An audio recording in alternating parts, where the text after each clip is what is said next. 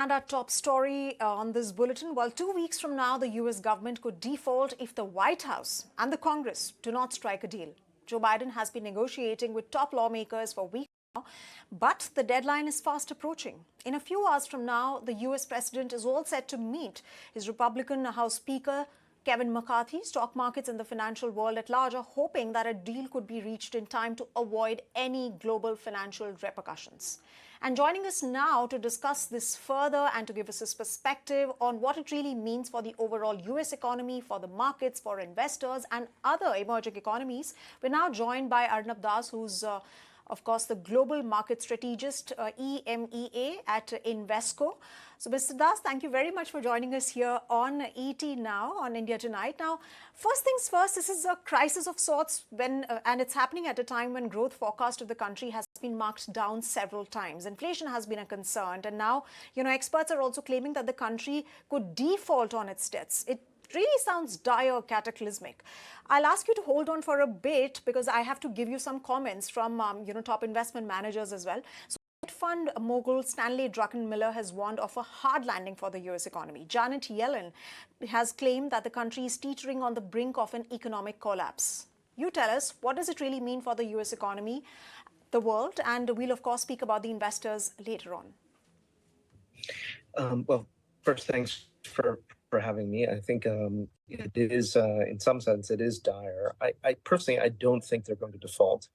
I think we could still have a hard landing because if they don't reach an agreement, then they'll face a choice, right? And the choice is to either default, which would be very, I think I totally agree with the Secretary of the Treasury and many others, that would be catastrophic and extremely contractionary.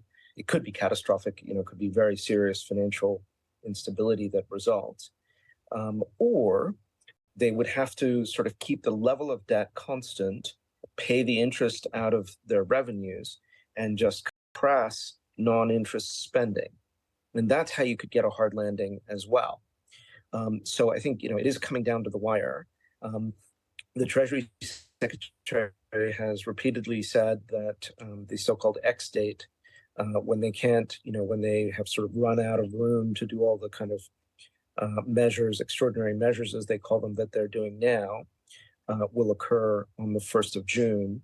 I think we and many others think that that's a bit on the conservative side for very good reason, to give a little bit more headroom to negotiate. It's probably a little bit later than that, but that's a bit of a detail, right? The real issue is that there's still a wide gap between the Republicans and the Democrats, although there are talks taking place. And it does look like there's some negotiations that could be done. And hopefully that'll get us either to the point of an actual deal or perhaps more likely to sort of kicking the debt ceiling forward for a little bit. It's important to say that the debt ceiling has been suspended several times in recent years and led to a repeated bargaining game, right? I think they're trying to avoid that and to actually negotiate an outcome that puts it on a more stable footing for a while, at least. Right. So let's hope they get there, but I wouldn't bank on it.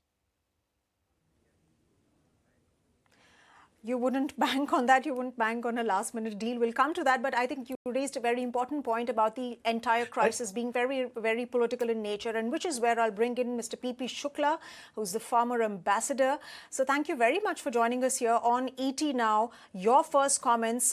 This deal is, of course, political in nature as well, because there is a deadlock between Democrats and Republicans, and coming in as it does just before the US presidential elections. Yeah, so what's your question?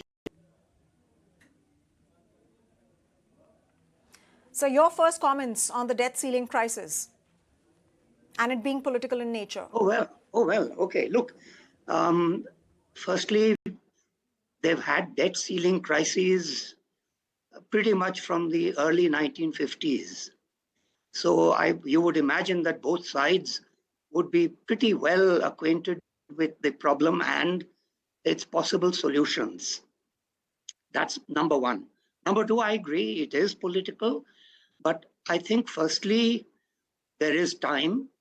Even now, there are some weeks to go before they actually fall off the cliff, number one. I also think, I mean, I would not yet link it to the coming presidential elections. I think those are a long time away. You know, Harold Wilson said in politics, a week is a long time. We're talking now a year and a half. So there's a lot of time. In fact, time wise, this puts the Republican Party in a slightly stronger position because, you know, in the past, it has frequently happened around the end of the year when people are expecting bonuses and holiday travel. And each time that this has happened, it has played very negatively with the public opinion. Number three, this is a peculiar phenomenon which occurs when the Republicans have a majority in Congress, either house or both houses, and you have a Democrat president. It very rarely happens otherwise, though it did happen once with Eisenhower. But otherwise, mostly, you see, because the Democrats have no problem with overspending. The party that is concerned about overspending is the Republican Party. And when you have a Democrat president, he, so far it's only been a he, doesn't much care about exceeding any kind of spending limits. So it's a very peculiar problem that arises when you have a Republican leadership in the Congress, starting with Newt Gingrich and all the way through to now, and a Democrat president. So it was Clinton, it was Obama, it's Biden. So that is really the politics of it. And you'd think, you know, it's high time that they understood in America that their national debt now is something like 125% of GDP. They are the anchor of the global economy, and they really do need to get their finances in order. So that is my first comment.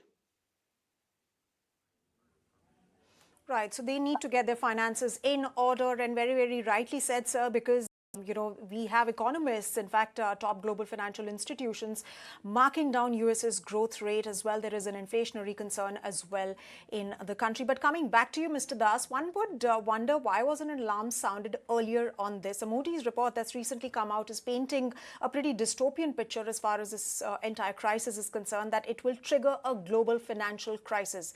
So my question is, what does this really mean for global markets? And what does it mean really for investors and for emerging economies like India? Look, I think it's very unclear what would happen if it came down to the wire and they didn't agree to a deal, right? As the ambassador had said, right, this has happened many times in the past, and each time they reached a deal at the 11th hour and 59th minute, right, or at least recently.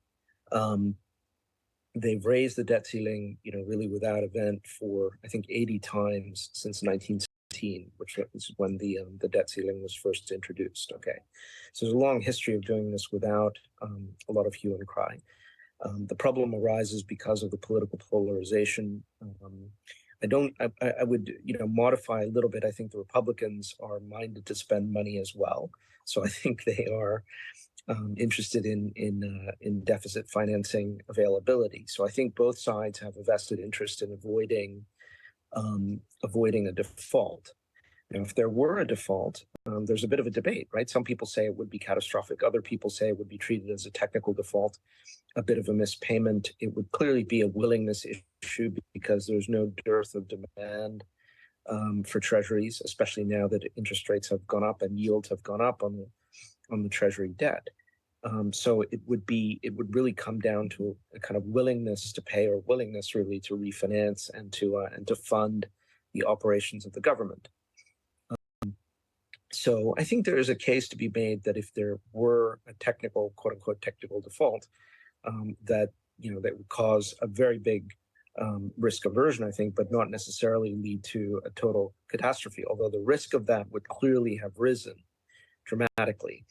And that is why I think in the end, right, if the markets continue to come under pressure, maybe more significant pressure, there will be some sort of an arrangement at the last minute.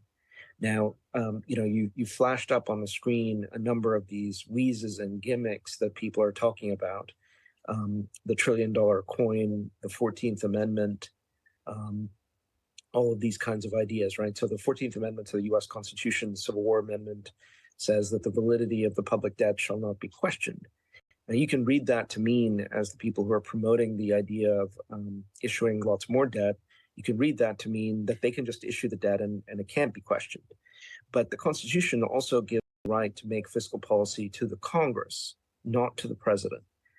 So therefore, I think the way that you should interpret the 14th Amendment is that they have to avoid default. And that's why they might have to make a big fiscal consolidation in a big hurry if they can't agree to raise or at least suspend the debt ceiling. And if they do that, then we would have very likely a very severe recession, right? And that may have been one of the things that Druckenmiller had in mind.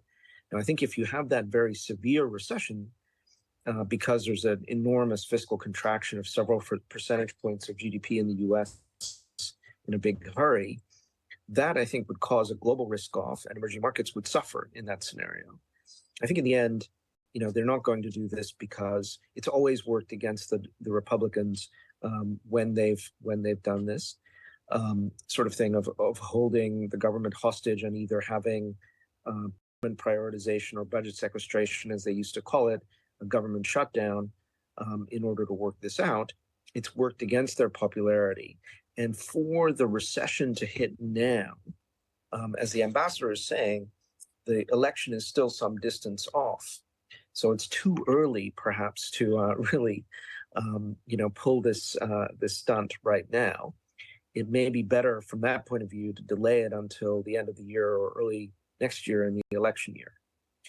So that is, I think, there's a lot of these political dynamics going on in the background. I think ultimately they're going to compromise and avoid either the worst case of a default or the next to worst case of a dramatic fiscal tightening. But we're not quite there yet, and that's why we can't be sure. Right. So looks like they will be able to sort of avert a crisis.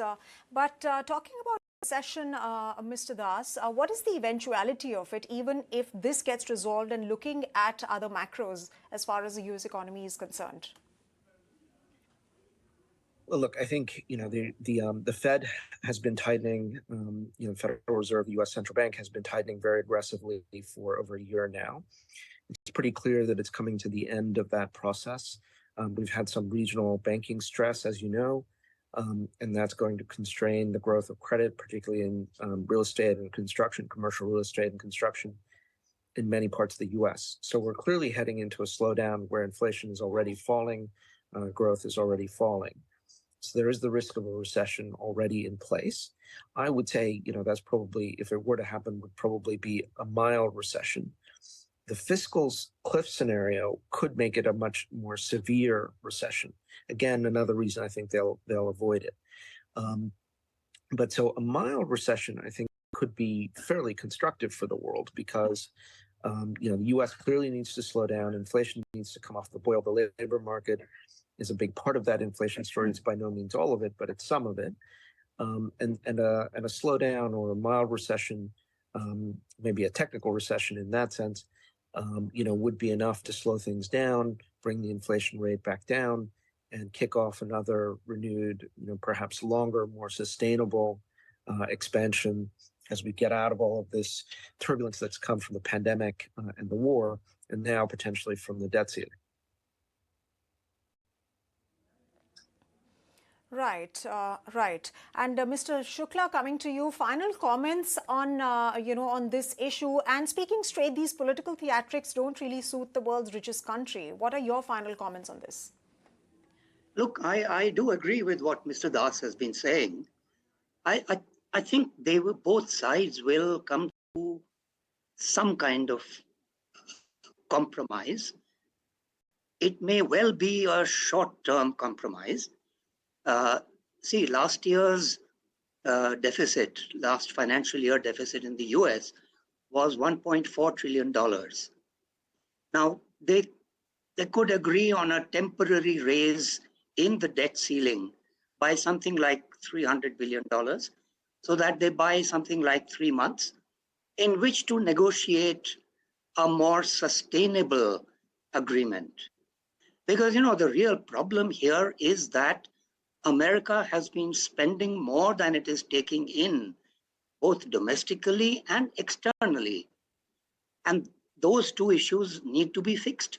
In the current context, we are talking really about domestic revenues, and there has to be a sustained effort to reduce that deficit. There are two ways of reducing that deficit. You can raise revenue or you can reduce expenditure. And here's where you get the deadlock. Because the Republicans won't countenance an increase in taxes, and the Democrats won't countenance a decrease in expenditure, except to some extent in the defense budget. That's the only cut they like. Every other cut they are totally committed to. And what's more, coming up behind is a whole lot of new programs, especially what's called the Green Deal or the Green Economy, which is going to take a lot of funding.